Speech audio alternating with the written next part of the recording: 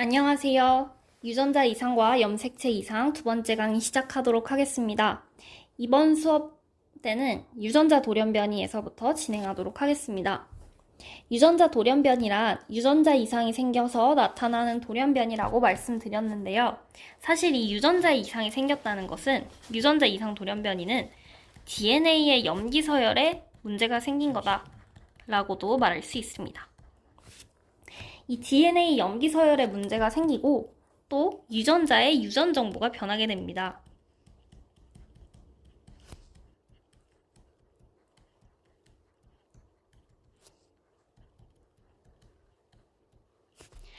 이렇게 유전 정보가 변하면 어떤 일이 일어날까요?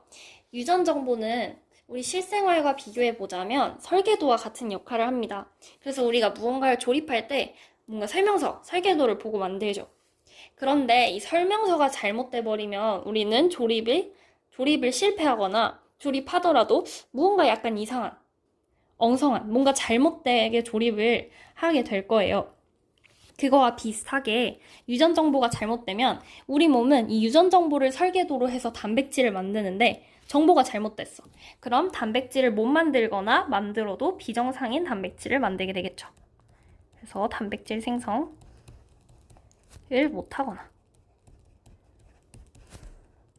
비정상 단백질을 만들게 된다.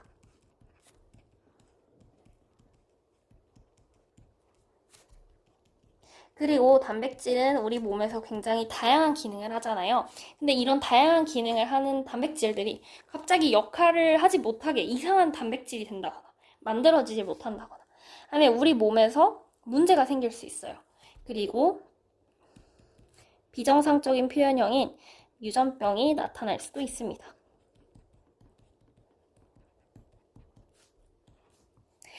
그 다음으로는 세 번째 뛰어넘고 네 번째부터 할게요. 유전자 돌연변이는 유전자 돌연변이에 의한 유전병은 대부분 열성 형질이에요.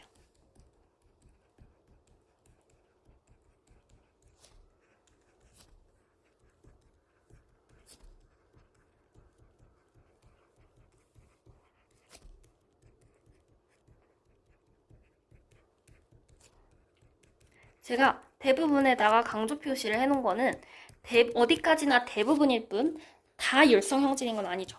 그래서 우성 형질인 유전자 돌연변이 유전병도 있을 수 있다 라는 거고요. 유전자 돌연변이는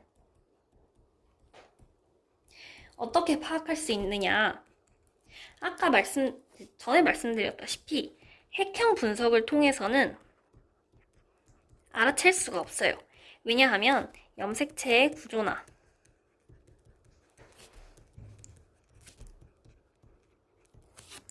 수에는 영향을 미치지 않기 때문입니다.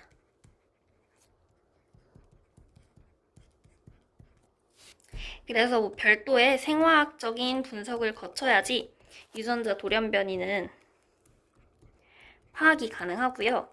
다시 그럼 세 번째로 돌아와서 유전자 치환 돌연변이라는 개념에 대해서 말해보도록 하겠습니다.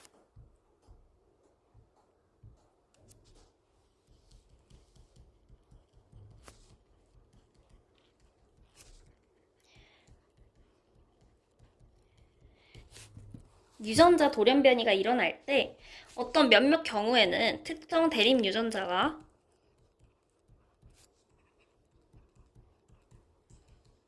같은 형질을 결정하는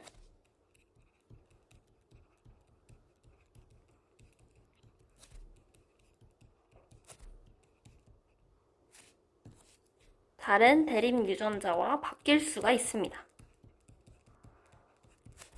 이런 경우를 유전자 치환 돌연변이라고 합니다. 예를 들어서 이 가계도를 통해서 예시를 들어드릴게요.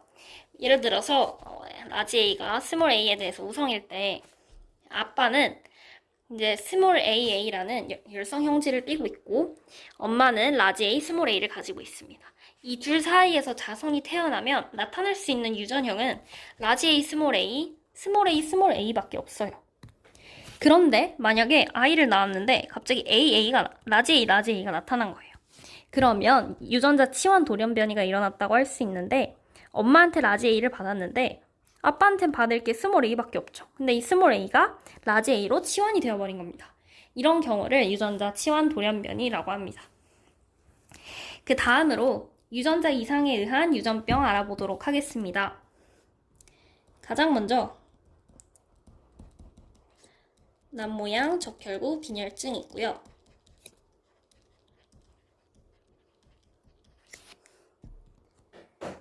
알비노증, 백색증이라고도 합니다.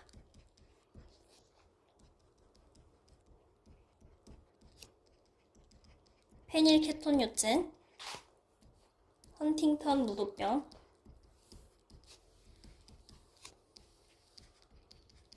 듀셴 근위축증 등이 있습니다. 이 중에서 지약사 교과서에서